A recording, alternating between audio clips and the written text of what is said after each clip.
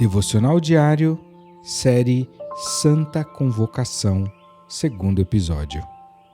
Meu irmão e minha irmã, voltamos para o segundo episódio da série Santa Convocação e hoje eu quero falar sobre as pessoas que não atenderam sua convocação.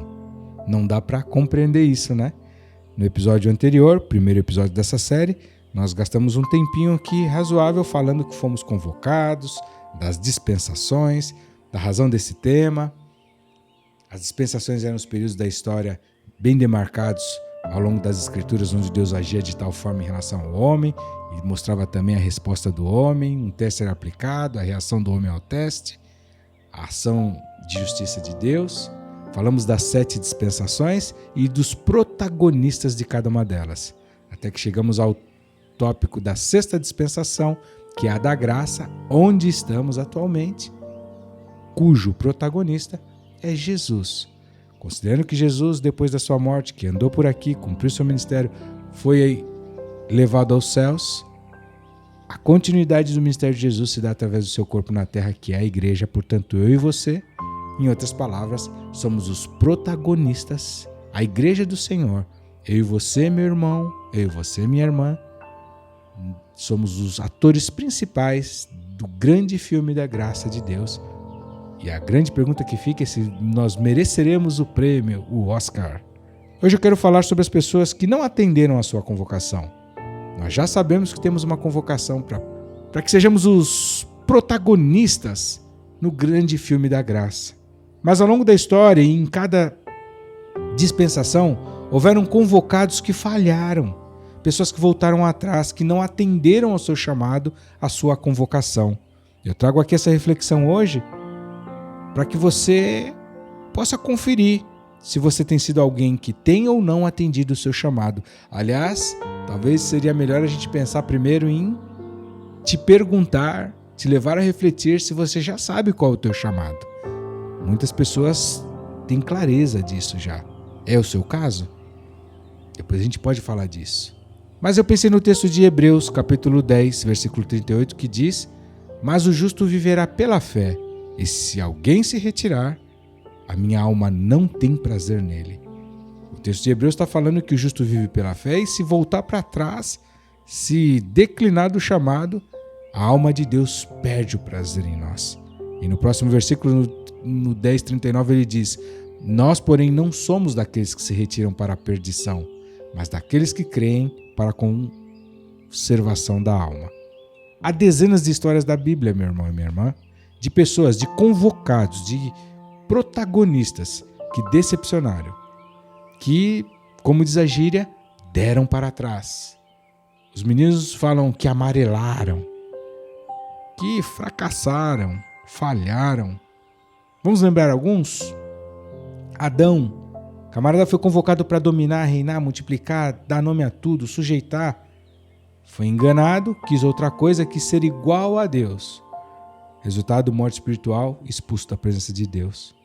Sansão, convocado para ser um juiz do povo de Deus, proteger, livrar, era um nazireu, recebeu um poder sobrenatural para cumprir a sua convocação.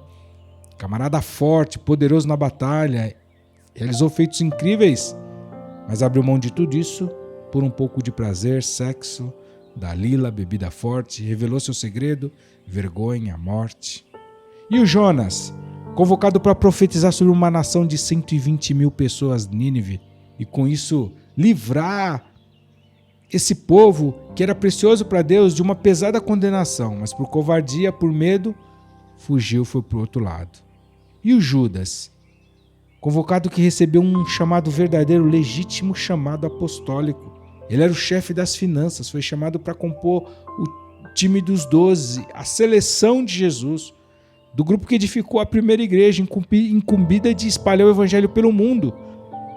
Traiu Jesus por 30 moedas de prata e enforcou-se. E o que dizer de Caim, convocado para ser o primeiro ministro da agricultura da história? Cara provido de um dom, um talento, um expertise para prover segurança alimentar à humanidade da época.